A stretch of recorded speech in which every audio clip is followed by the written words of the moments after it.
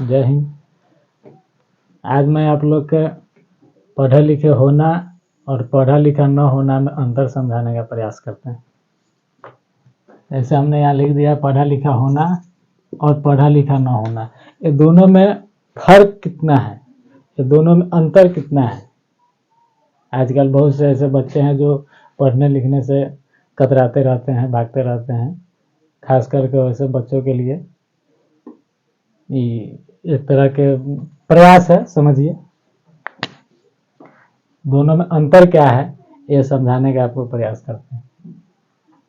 अब जैसे आपका स्टार्टिंग दौर में जब आप कमाने इनकम करने के दुनिया में जब निकलिएगा तो आपको शरीर का कितना हिस्सा इन्वॉल्व करना होगा उस कमाने में, और उससे आपको इनकम रिटर्न कितना आएगा, इसको पहले आपको बहुत ज़रूरी है समझना।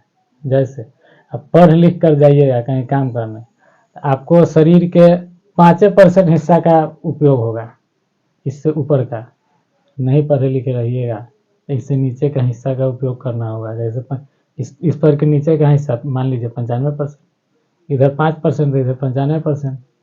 अब आप तक कमाना तो हर किसी को, ऐसा तो नहीं है कि बिना कमाए कोई रहा है और न बिना कमाए कोई रहेगा। कमाना हर व्यक्ति को एक अनिवार्य ही है। हंस के कमाइए, रो के कमाइए, चाहे जैसे कमाइए, कमाना तो है।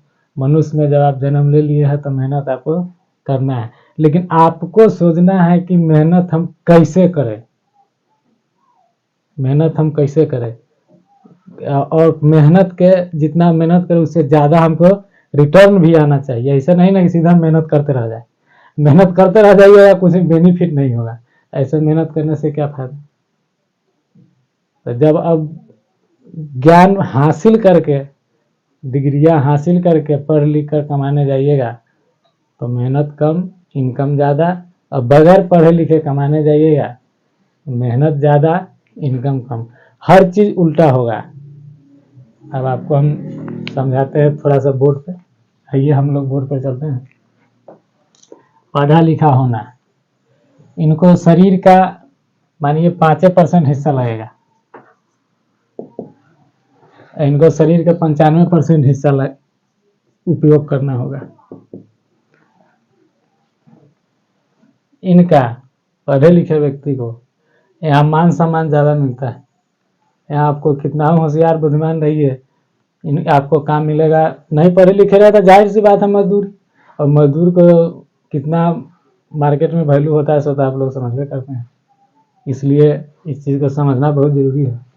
आप किसी चीज़ के वैल्यू को नहीं समझिएगा तब तक उस काम को मन से नहीं कीजिएगा।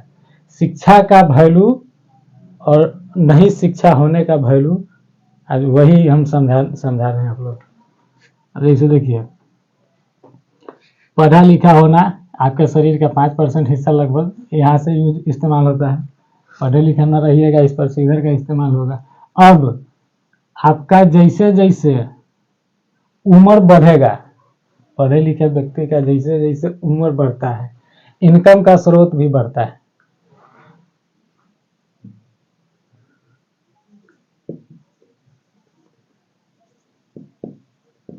इनकम बढ़ता है, इनका इनकम कोई खास ना रहता है, नॉर्मल रहता है। स्टार्टिंग भी कम से रहता है।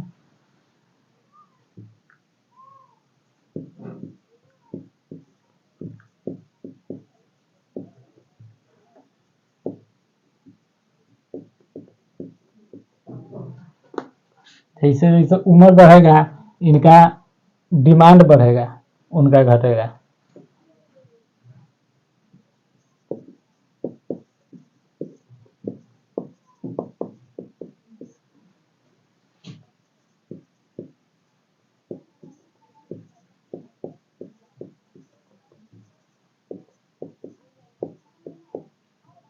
घटेगा। मान लीजिए कि आपको कहीं आप एक मजदूर खोजने जाते हैं, काम करना है, मकान बनाना है, कुछ करना है, तो आप खुद सोचिए कि जाते हैं तो मजदूर यंग खोजते हैं, इससे काम होगा। लेकिन जैसे ही आप किसी डॉक्टर के पास जाते हैं कि इलाज कराना है, तो आप उस समय यंग नहीं खोजते हैं, बुजुर्ग खोजते हैं। क्यों?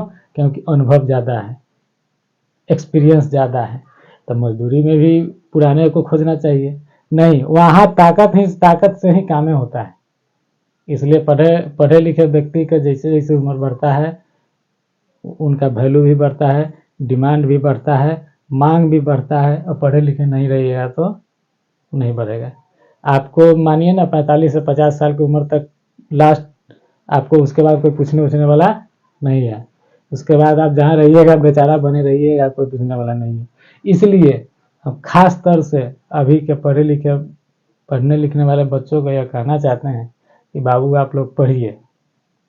आप अगर खुद अपने भविष्य के बारे में नहीं सोचिएगा तो बताइए दुनिया को सोचने को क्या जरूरी है।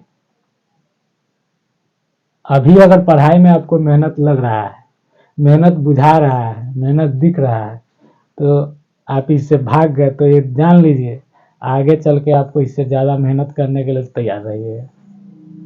आप थोड़ा मेहनत से आज भाग रहे हैं, कल ज़्यादा मेहनत करने के लिए भी आप ही तैयार रहिएगा। आपको लगता है कि पढ़ाई से क्या अंतर है, क्या जीवन में फर्क है, आप लोग को समझ में आया होगा। और हमारा यही कोशिश रहेगा कि आप लोग पढ़े, सफल हो और देश और समाज को आगे लेके चले। आज का वीडियो यहीं तक, मिलते हैं नेक्स्ट वीडियो में, तब तक के लिए जय हिंद।